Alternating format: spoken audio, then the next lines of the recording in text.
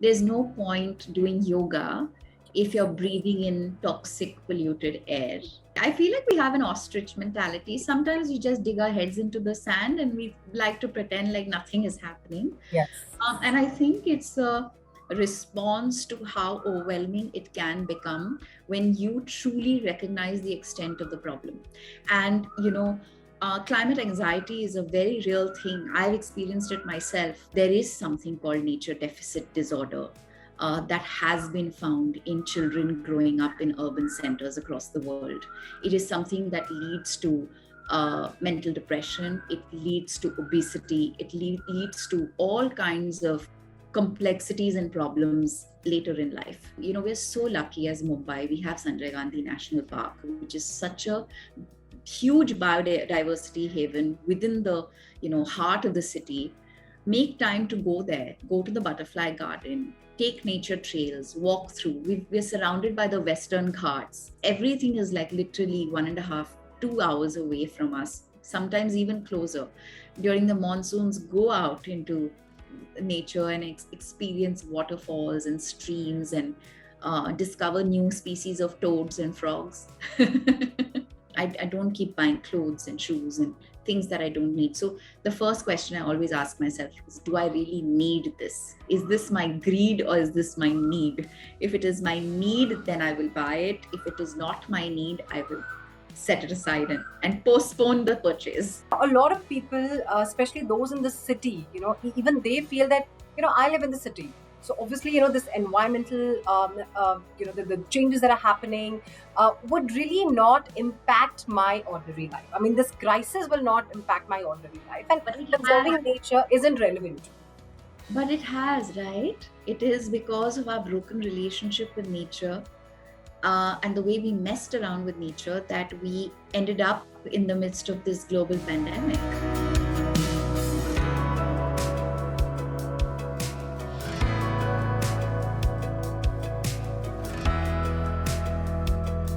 Thank you, Diya, for your time. It's World Earth Day today, just the right time, to be speaking to you about a lot of misconceptions that people have around, conservation of nature, climate change, all of that we're going to be speaking to you about. But you tell us, what's World Earth Day to you?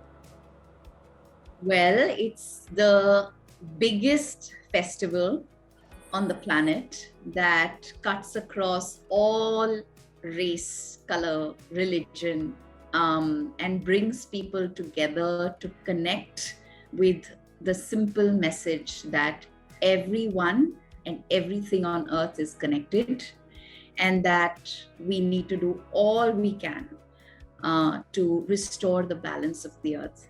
So Dennis Hayes, who was responsible for starting this movement, did it, of course, with the hope and the optimism that this global network of citizens, Earth citizens who care for the planet, will come together and not just rally a movement that will, demand action and seek solutions, but will also create a consciousness that we require to become better citizens of the earth.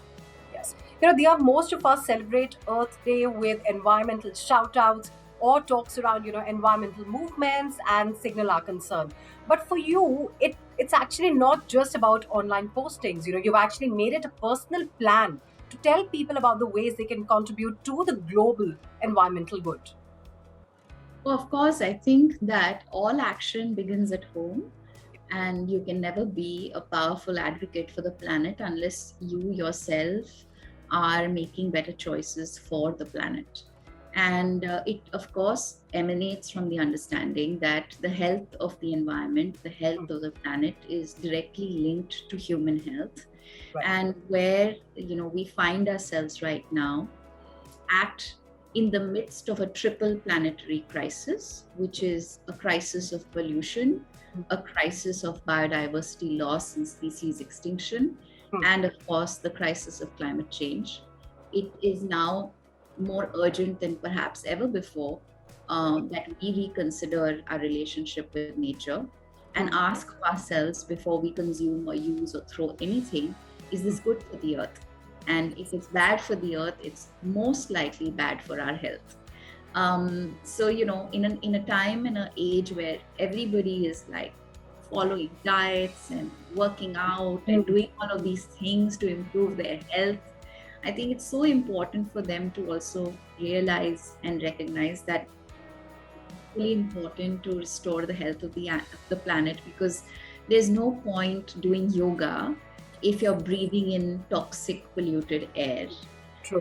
Which means that the only way you can actually ensure you're healthier is by doing something as basic as segregating waste at home and composting your wet waste. That's the most fundamental and basic change that you can bring about. And then, of course, if you have the time, you can expand that to many other lifestyle choices, which I'm sure we'll discuss at some point. I'm sure you'll want me to share some of the things that I've been able to incorporate. But it really all starts with just pausing and asking yourself, how am I being a better citizen of the earth?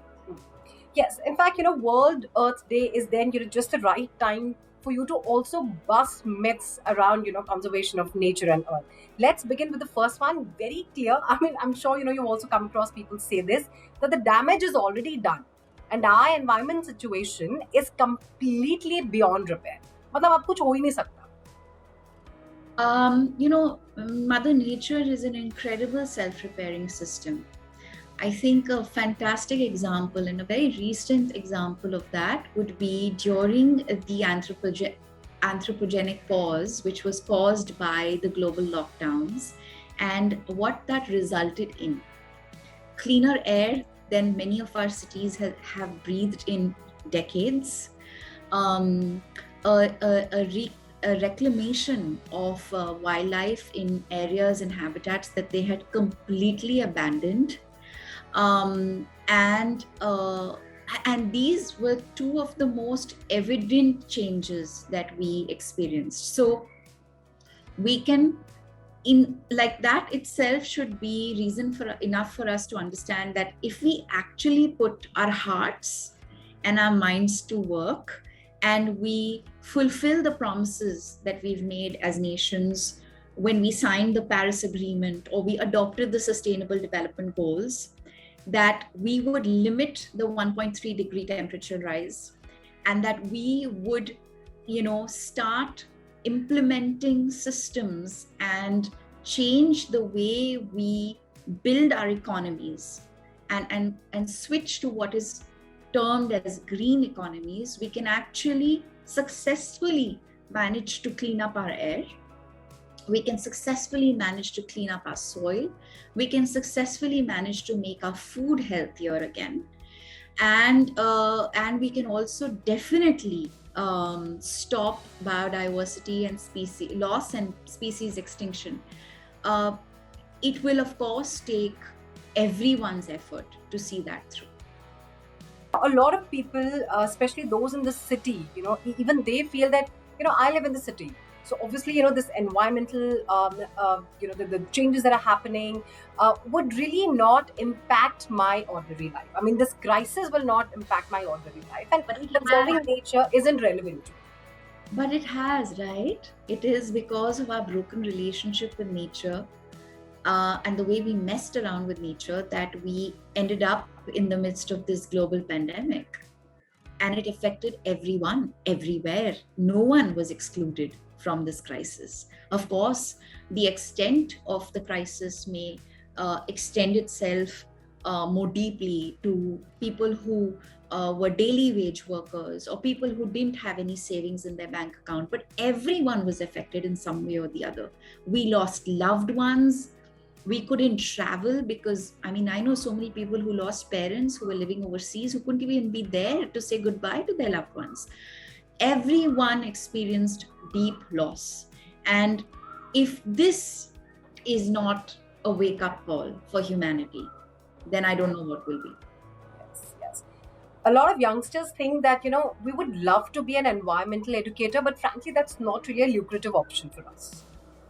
Oh, please just look amongst you. Your peers are doing exceptionally well. Some of the greatest change makers on the planet today are young people. They are holding governments accountable. They are pushing for right policy implementation. They are questioning industry. They are educating their peers and their elders. And they are driving solutions and innovation. They are capturing carbon and turning it into tires. They are collecting agricultural waste and converting it into fertilizer. They are teaching restaurants how not to waste water. They are helping more and more people adopt the lifestyle of refusing single use plastics. They're teaching their neighborhoods how to manage waste better, and I'm talking about 12 and 13-year-olds doing this. So I think that young people have so much inspiration to take from other young people. They just need to discover who these people are and follow them. Yes, but what according to you is really responsible, to people have this very laid back attitude? I mean, they really don't want to take on this responsibility. And We have what an ostrich. Sorry, I feel like we have an ostrich mentality. Sometimes we just dig our heads into the sand and we like to pretend like nothing is happening. Yes. And I think it's a response to how overwhelming it can become when you truly recognize the extent of the problem. And, climate anxiety is a very real thing. I've experienced it myself.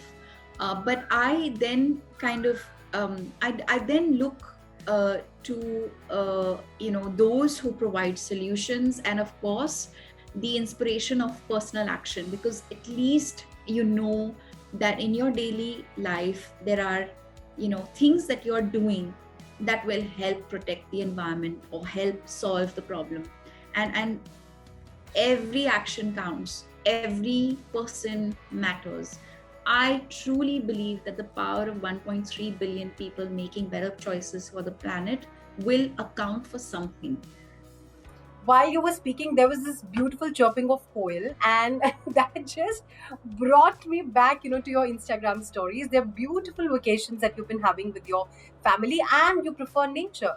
It's not Always. just any other exotic place, but you actually try and take your kids and of course the entire family, to be connected to nature. And there's a very interesting message that you had posted, which I think is also encapsulates, what you really stand for: peace, love, and connection. A gentle reminder to go out into nature, and you've put out a sound. So I think that this connect with nature is something that we're really missing out, on understanding, and that's what people need to understand, how important conservation of earth and of course. There's a phrase that I use very often. But it's a quote by Baba Diem. In the end, you will protect only that what you love, and you will love only that what you learn about. So I think one of the big problems with urban dwellers is that we've lost our connection with nature. So the first and the most fundamental promise that each and every one of us has to make of ourselves on Earth Day and every day is to find ways to reconnect with nature. Nature heals, she grounds, she brings peace and balance.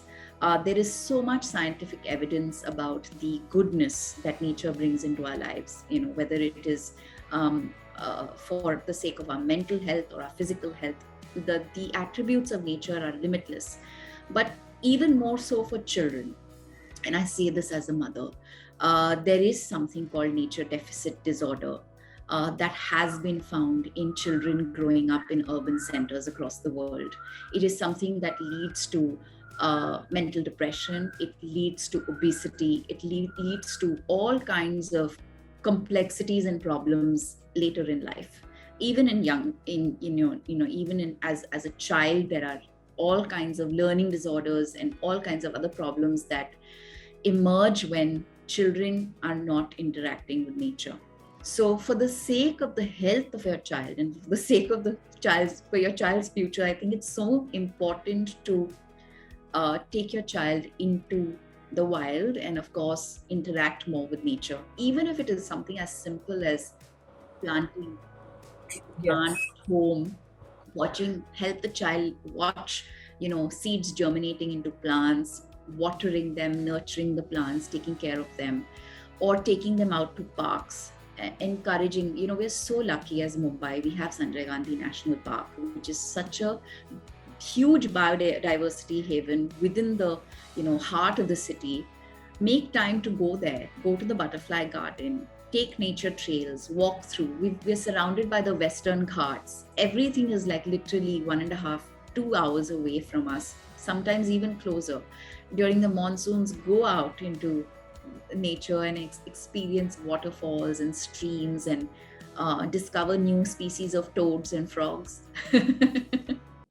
I really love this conversation because it only gives me an insight into what your vacations are all about, and they sound really, really incredible. Now, Dia, how has your sustainable journey been so far? And if you would have to describe it in a single word, what exactly would it be?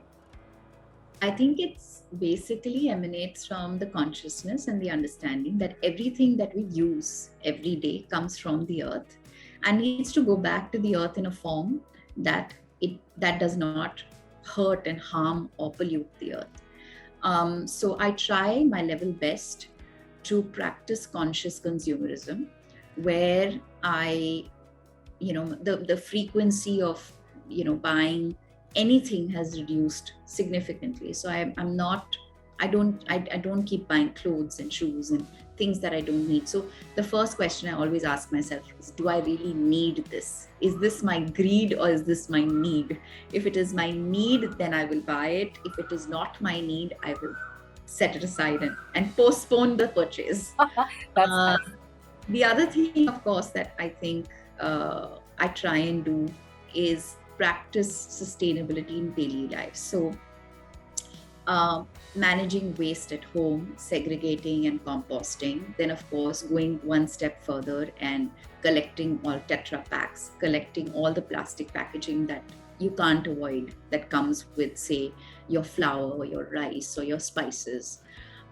Ensuring that these items get deposited at the right recycling centers, ensuring that we don't waste any water, that leaky taps are fixed immediately, that something as simple as tap being turned off while you're soaping your hands or you're soaping your utensils, or you're washing your car with just a bucket of water, or installing a water check meter in your building water tanks so that there's no overflow. Simple things like that. Switching from CFL bulbs to LED bulbs. Of course, investing in electronics that have consume less energy, that are long lasting. Repairing, recycling, repurposing, reusing. Of course, practicing all the R's. Taking short baths. I always joke about it. I say, make your bath last a song. If it's going beyond a song, you're wasting water. Um, and then, of course, refusing all single-use plastics. So carrying my own traveling bottle, my own mug, my own glass, my cutlery, and always having a cloth bag in handy for any kind of shopping requirements they may be. Buying fruits and vegetables that are locally grown, that are organic or natural or pesticide and chemical free. Making sure I'm buying seasonal fruits and vegetables. Eating less meat, eating a mostly plant-based diet, and encouraging the family to do the same as well. A hard one to pull off, but we try. We keep trying. Yes. Um, and then there's I've just managed to find a way to replace material gifts with experiences, and I grow trees in the name of my friends and family and colleagues whose birthdays or anniversaries or any special occasion it may be. So we've managed to grow over 8,000 trees in the last 3 years. So that feels like a nice, sweet personal victory.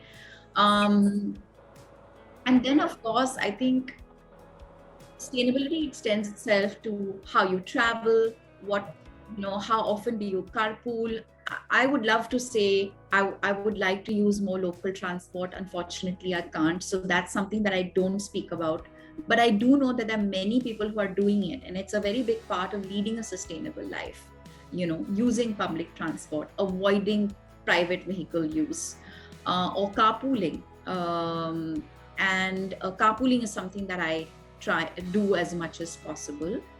Um, there are many other ways, but these are some. These are about 7 ways that I've shared with you. Yes, and what an interesting chat. I mean, we got really, really, I mean, it was an insightful session. Thank you so much, Dia, for your time today.